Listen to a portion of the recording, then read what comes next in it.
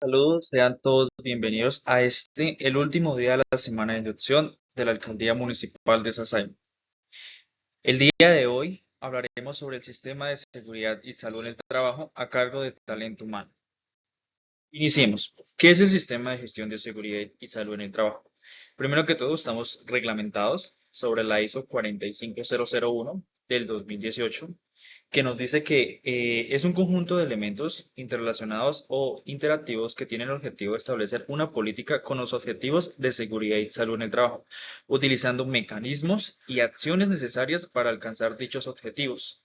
Estamos íntimamente relacionados con este concepto de responsabilidad social y empresarial. ¿Sí? Entonces, en el orden de crear conciencia sobre el ofrecimiento de buenas condiciones laborales de los trabajadores, mejorando así y promoviendo su calidad de vida y mejoramiento de la competitividad de los empleados del mercado.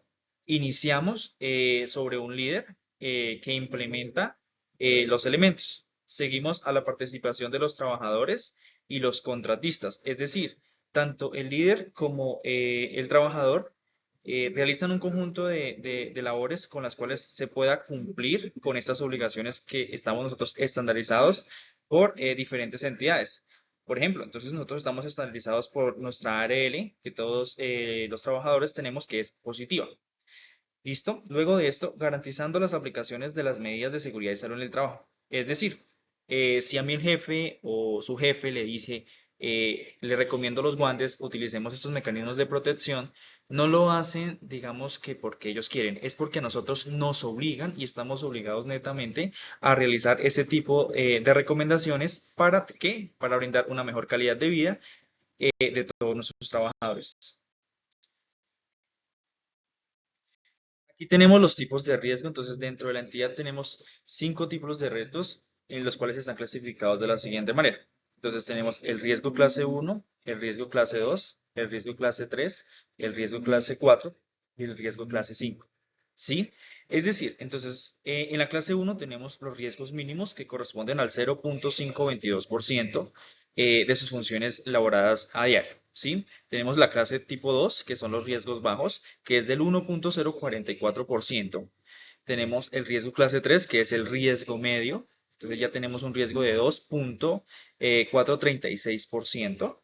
Tenemos la clase 4, que es el riesgo alto. Entonces, digamos que la clase 4 y la clase 5 son los más altos que tenemos actualmente estandarizados aquí en Colombia. ¿Sí? Entonces, tenemos el riesgo 4, que es del 4.350%.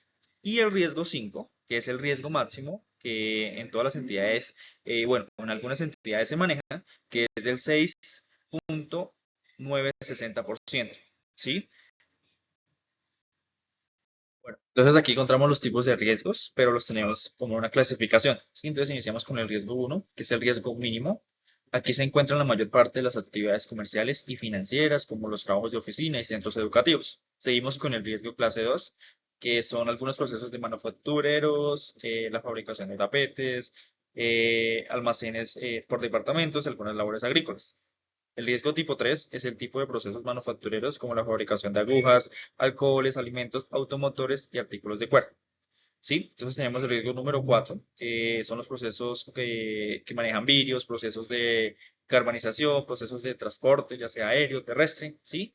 Tenemos la clase 5, que es el ejemplo con el manejo de arenas, los bomberos, manejamos cuando se manejan explosivos, la construcción, explotación petrolera y minera, entre otros. Sí, entonces digamos que, por ejemplo, los que estamos aquí en el edificio de la alcaldía municipal, entonces nos encontramos en riesgo uno. ¿Por qué? Porque nos salimos a campo, no tenemos que realizar ninguna labores fuera de la administración. Sí, entonces digamos que un señor del aseo que nos colabora con ese servicio ya sería riesgo tipo 4, ¿sí? Porque entonces tiene contacto con residuos que lo pueden cortar, con residuos que lo pueden afectar directa o indirectamente, ¿sí?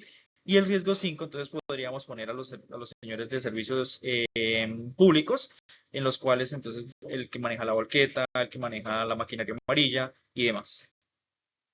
Relación entre el sistema de gestión y la seguridad y salud en el trabajo. Sí, entonces iniciamos que el sistema de gestión de seguridad y salud en el trabajo determina cómo las políticas de gestión organizacionales de la empresa deben ser elaboradas por la política de seguridad y salud. ¿Sí? Entonces, ¿qué es la política de seguridad y salud en el trabajo?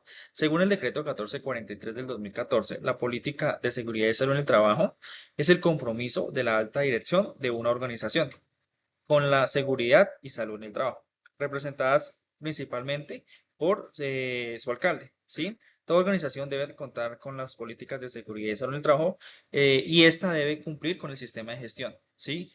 Dentro de la misma, entonces digamos que ahí es cuando se contrata a la persona encargada para realizar que todas estas tareas y que estas tareas se cumplan de manera oportuna y adecuada.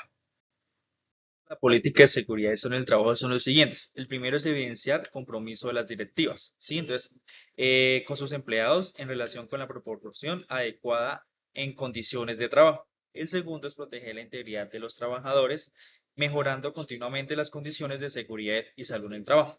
Identifica los peligros, evalúa los valores de riesgo al interior de la organización y posteriormente establece las respectivas acciones y las respectivas correcciones ante los entes respectivos de control.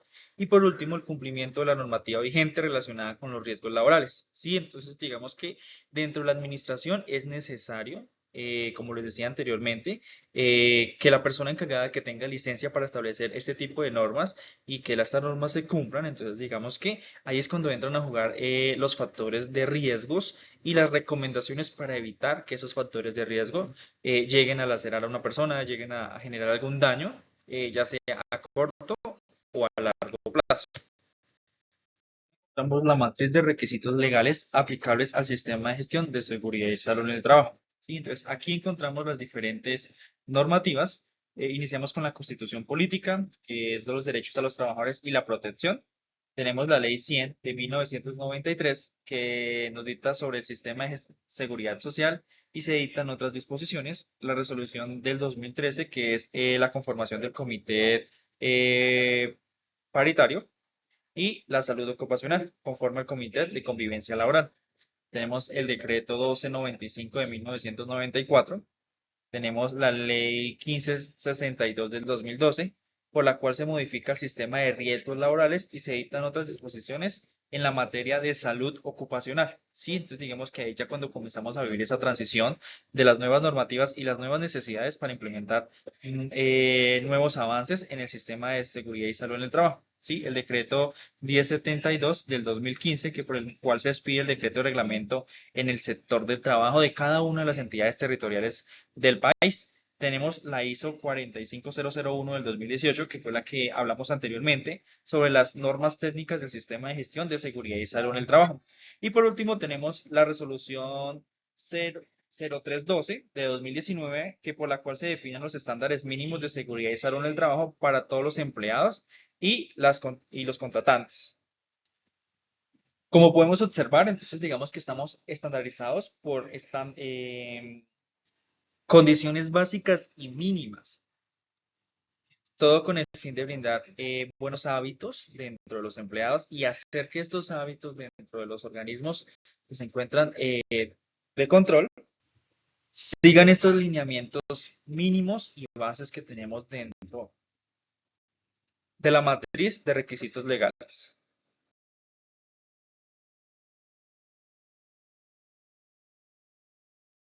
Aquí encontramos los riesgos y los peligros que estamos expuestos. ¿Sí? Entonces, iniciamos con los riesgos biológicos. Los riesgos biológicos son aquellos que se encuentran dentro de los virus, bacterias, hongos y picaduras, los cuales se pueden encontrar tanto en objetos como esparcidos en partículas en el ambiente. Tenemos los riesgos físicos, que son causados por la iluminación, ruido, radiación o disconfort térmico. ¿Sí? Entonces, digamos que las personas que en sus oficinas, no sé, no tengan luz adecuada, que hagan que se esfuercen los ojos, que digamos el disconfort térmico, digamos que estaba haciendo sol y de un momento a otro baja la temperatura. Esos son los riesgos físicos, ¿sí? Tenemos los riesgos químicos. Entonces, dentro de los riesgos químicos encontramos los líquidos, polvos y los gases y vapores, ¿sí? Pasamos a los riesgos psicosociales, que son la gestión organizacional, las condiciones de tarea y las jornadas de trabajo. Sí, entonces dentro de las jornadas de trabajo podemos encontrar jornadas muy largas, jornadas que tengan interacciones de estrés demasiadas para una persona. ¿Sí? Los riesgos biomecánicos son las posturas y los movimientos repetitivos, ¿sí? Entonces, digamos, la intención es que siempre las personas se encuentren en una postura adecuada, que tengan su espalda completamente recta, que no estén encorvados hacia la parte de adelante, que los movimientos repetitivos, entonces, si tú tienes que hacer un movimiento repetitivo, no sé, un control C, un control B, ¿sí? Entonces, digamos que después de hacer tantos movimientos de control C o control B, la mano de la persona se comienza a cansar y comienza a generar un desgaste dentro los tejidos y el hueso, ¿sí? Las condiciones de seguridad, entonces digamos que dentro de las condiciones tenemos las condiciones eléctricas, las condiciones mecánicas, las condiciones locativas y las condiciones públicas, ¿sí? Y por último tenemos los fenómenos naturales que ya sean de imprevisto ante sismos, terremotos, inundaciones o vendavales. Estos fenómenos, pues digamos que son un poco complejos de controlar, ya que pues digamos no tenemos la forma en cómo evitar este tipo de cosas, pero sí tenemos las formas de prevenir y saber qué hacer ante un fenómeno de estos presentados. Del otro lado tenemos las medidas de intervención, que son la jerarquía de controles. Iniciamos con la eliminación del riesgo físico, con la sustitución del peligro, los controles de las personas en peligro, los controles de los administrativos de cambiar la manera de trabajar de esas personas, y por último tenemos la protección de los trabajos en equipo de un personal. De política de seguridad y salud en el trabajo, iniciamos con el jefe debe registrar por escrito la política de seguridad y salud al interior de la organización. Es decir, debe dejar una constancia de que las políticas se encuentran en rigor dentro de su área laboral. Debe ser actualizada mínimo una vez al año con el fin de acoger las nuevas normativas generadas durante ese periodo anual, en caso tal de que el pasar de los días de ese año se hayan generado o se hayan implementado nuevas reglas. Cada una de estas políticas debe ser aprobada por la alta gerencia o su dirección y controlado por el apoyo de sus representantes y de sus trabajadores, quienes la persona que tiene la capacidad de aprobar esto en el municipio sería la señora alcaldesa. Estas características deben ser claras y concisas y deben incluir un compromiso de la alta dirección del sistema de gestión de seguridad y salud en el trabajo. También se deben de tener en cuenta todos los empleados, los espacios de trabajo y los procesos propios de su actividad económica y organizacional. Y por último, se debe divulgar a todas las personas que hacen parte de la empresa o de la organización. ¿Todo esto con qué fin? Con el fin de garantizar y digamos que todos los empleados conozcan cada una de sus características. Principales ventajas de la implementación de un sistema de gestión en seguridad y salud en el trabajo. Iniciamos entonces con la primera ventaja es que el ahorro de costos en los accidentes de las enfermedades profesionales. Seguimos con la reducción de posibilidades de la implicación en procesos judiciales. Tenemos entonces la mejora en la comunicación. Seguimos a la implementación de los métodos de trabajo más seguros y por último la disminución del ausentismo, ¿sí? Entonces digamos que cuando nosotros implementamos un sistema de gestión de seguridad y salud en el trabajo, generamos que nuestros empleados estén protegidos de cierta manera al saber qué hacer y cómo reaccionar ante alguna situación que se le presente realizando sus labores diarias, ¿sí? Sería todo, entonces agradecemos de antemano a todos nuestros trabajadores y los invitamos a realizar la encuesta de la evaluación correspondiente a esta actividad. Muchas gracias.